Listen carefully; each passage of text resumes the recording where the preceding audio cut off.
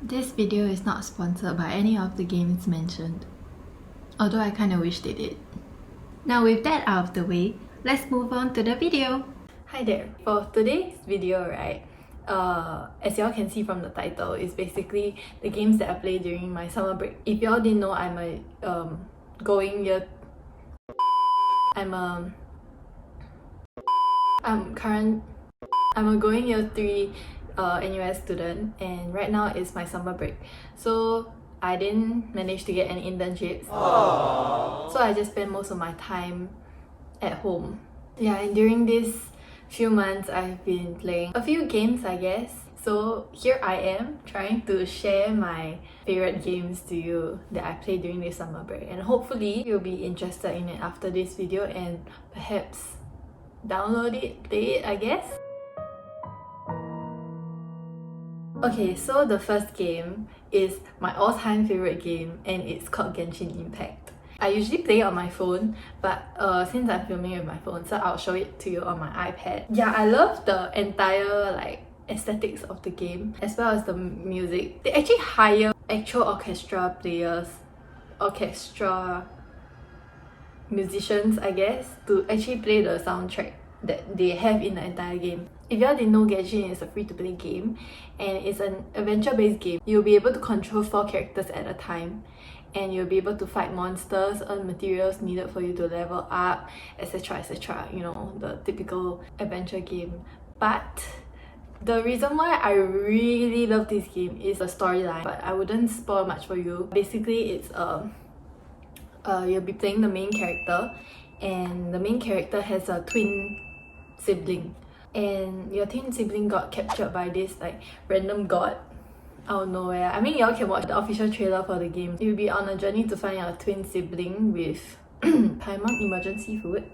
Yes, so in the game, you'll be able to control 4 characters at once, and these characters can be gotten in the gacha, or we call it the wish system. You'll be able to wish for the characters that you want that is on the banner, or you'll be able to wish for the weapons that you want, but mostly I will just spend it on characters because I'm a simp.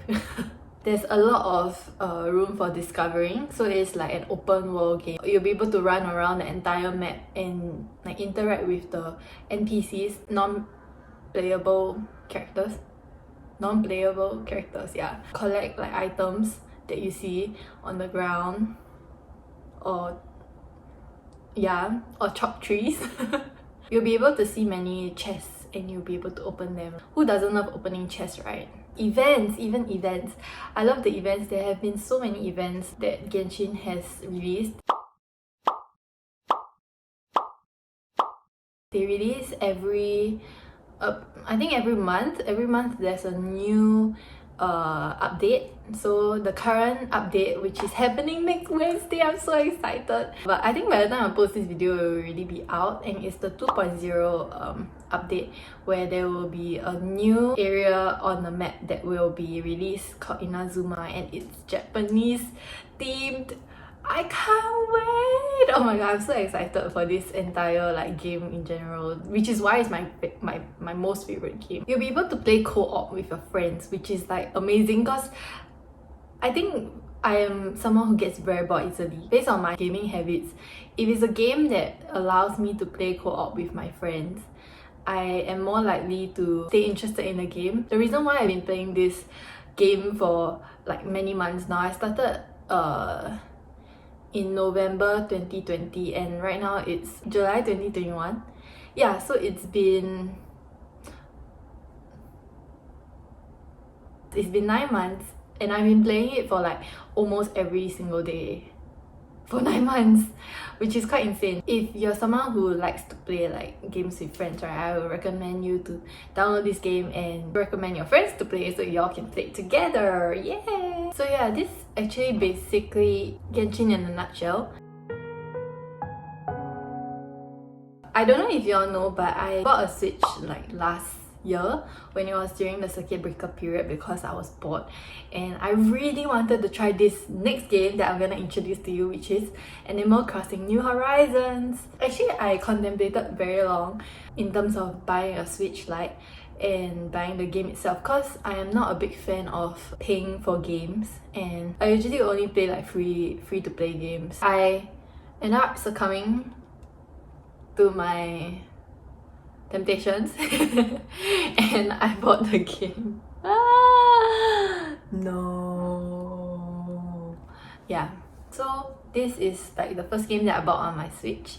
It was actually quite expensive for a game, considering the fact that I've never actually bought any games. It was about $50 to $60, but I'm not very sure about it because like it's been a year since I bought it, so I don't remember anymore. It's a game where you can invite your...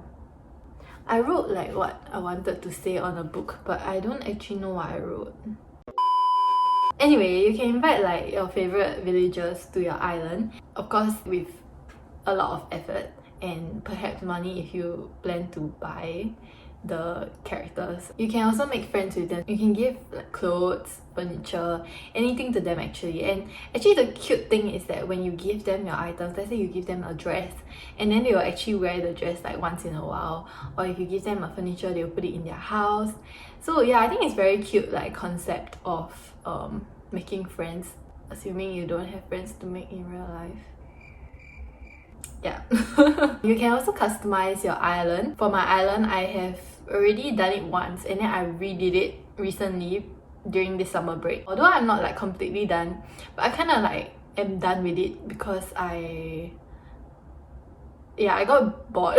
but I swear it's a good game. It's just once in a while when I'm having the motivation, then I'll come back to play it. I would say it's a very relaxing game, but me being me, I tend to overthink things a lot and I try to overly complicate the entire game, which is like quite stressful for me, and I had a burnout because of that, especially when I was buying and selling turnips. So if y'all didn't know, turnips on Animal Crossing is kind of like buying stock. So you buy the turnips for this price and you sell for a higher price. And then after that, recently I got into Nukezon, which is kind of like Amazon. You can buy or sell items on their website. Yeah, it was quite stressful for me.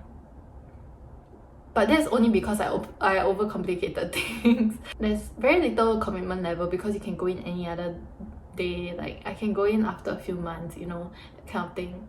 Although your villagers might be a bit upset at you for not talking to them for a few months. But apart from that, it's a very like low commitment game.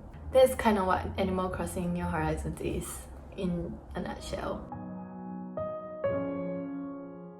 This next game is a game that I bought on Switch, but I also played it on my laptop previously, and that is Stardew Valley. Kelly, my friend, she introduced this game to me and she like highly recommended it, so I decided to try it on my laptop. Recently I bought the actual game on my Switch and I think it was actually on discount, so I bought it for like $12. So I'm just starting out on my Switch and I am actually not very into the game as compared to as when I was playing on my laptop, because I spend more time on my laptop. So it's like a farming simulator and you'll be able to make friends.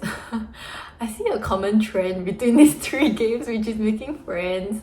You can make friends with the villagers or like the NPCs in a town. I think the storyline is actually very interesting. You were working in like the city, but then you decided to go back to your roots, I guess, which is the town, the little town area. You'll be able to find out like about the secrets behind the entire town. You basically became a farmer, and then you can like plant crops, you can raise animals, you can sell these producers to get money, and you can use the money to buy like other items. So yeah, you can make friends, right? And you can even marry those friends that you make, like the NPCs, and you can even have kids with them, which is like, wow.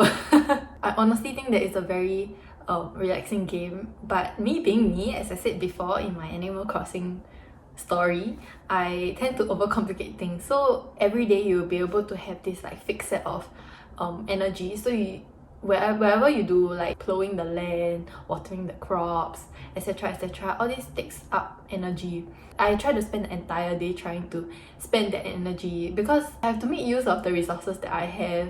It's a very chill game to play unless you tend to overcomplicate things like me.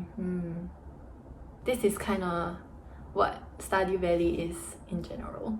I hope you enjoyed this video. I enjoyed spending time explaining the games that I enjoy playing to you. I know that not that many people would be inclined to purchase a Switch Lite or a Switch in order to play Animal Crossing and Stardew Valley. Basically, these games need to pay to get the game, you know, which is why I highly recommend Genshin Impact to you, because it is a game that doesn't require you to pay at all to play, and I have never spent a single cent on the entire game. Although some people might spend it to get the characters that they want, but I save and I only get the characters that I really want. And I think it is very feasible to be able to progress in the game without even spending money. I hope you'll be able to get your hands on these games, and if you eventually do start playing these games, you can also let me know and we will be able to add each other and play together. Isn't it fun? That's it for this video. Thank you for watching, and I hope you give a like and subscribe because I post every Saturday. See you next week!